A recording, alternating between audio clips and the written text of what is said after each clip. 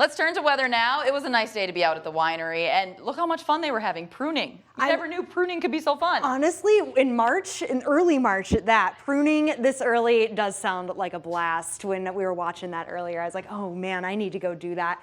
Just my yard. I can't imagine the time that it would take to prune that whole entire vineyard. But anyway, more on that later. Right now, we're talking about the rain, much needed moisture. Not just for the grapes, but all across the area. Our yards could use it for sure. Albert Lea showing off a little bit of it. I know it's difficult to see because it's dark out, but we've got a little bit of that evidence on the camera there. You kind of saw it spread.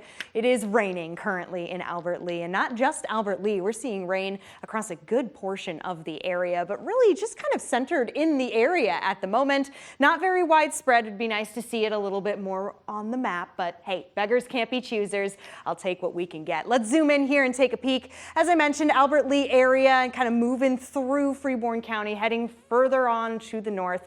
We're dealing with a little of that yellow, orange, indicating moderate to heavy rainfall. We've also got a little bit of lightning to be seen in North Iowa, just to the north of Osage, crossing 218 as we speak.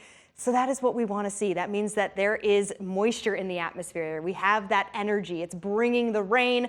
Most of the energy is a little further to the south, though. Not surprised. We saw dew points very high further south.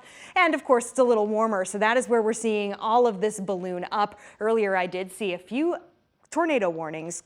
As of right now, we're just seeing some severe thunderstorm warnings. Now, in our neck of the woods, not exactly the case. As we go through the rest of tonight into tomorrow and through our Thursday, we still just see that chance for some general thunderstorm activity. That's this light gray color here, or rather green color. It is a level 0. No severe weather is expected, but if I step out of the way, maybe you can see it at the bottom of your screen as we're going a little further to the southeast, we start to see the level 1 and the level 2. So we'll be watching for severe weather threats to our neighboring friends, but for us, we're just going to be keeping an eye on that possibility for a few rumbles of thunder. Not just through the rest of tonight, but coming through our Thursday morning. This is around 3 a.m. There will be a brief pause in some of this activity, although it'll still definitely be noticeable around us.